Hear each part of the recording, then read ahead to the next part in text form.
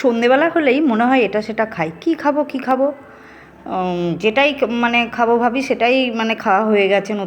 নতুন কিছু বানাতে ইচ্ছে করছে। তাই দেখো আজকে আলুগুলো আমি প্রথমে ধুয়ে ছুলে ধুয়ে নিয়েছিলাম। এবার আলুর দুপাশগুলো আমি কেটে সমান করে নিচ্ছি, একটু একটু করে বাদ দিয়ে দিচ্ছি, কেননা উঁচু নিচু থাকে, চোখা থাকে, এই জন্য সমান করে নিচ্ছি।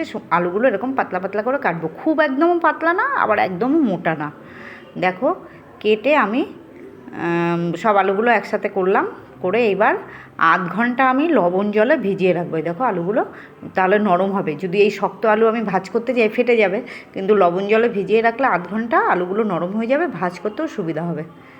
এইবার দেখো চলো আলুগুলো আমি পুরো জল থেকে মানে তুলে নিচ্ছি, একটা টিস্যু পেপারের উপর নিচ্ছি। দেখো জল একদম শুকিয়ে নেব আমি, নিয়ে এবার একটা ব্যাটার তৈরি করছি আমি।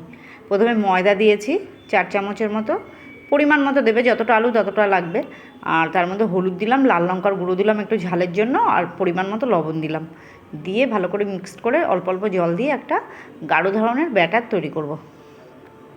দেখো গাঢ় ধরনের ব্যাটার তৈরি করেছি, করে এবার আলুগুলো ভাজ করে করে ফোল্ড করে করে আমি একটা এপাশ একটা ওপাশ করে আমি গেঁথে নেব।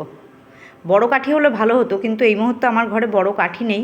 তাই আমি কি করব, টুথপিক কেনা ছিল, সেই টুথপিক দিয়েই আমি করছি। এই জন্য একটু ছোটো ছোটো হবে, আর একটু লম্বা হলেও দেখতে ভালো লাগতো, কিন্তু কিছু করার নেই, যা আছে ঘরে তাই দিয়েই তৈরি করছি। তোমরাও সন্ধ্যেবেলা কিছু খেতে ইচ্ছে করলে চটপট এরকম বানিয়ে নিতে পারো।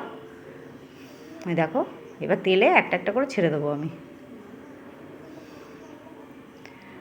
ভেজে ভেজে তুলে নেব এপিট ওপিট করে।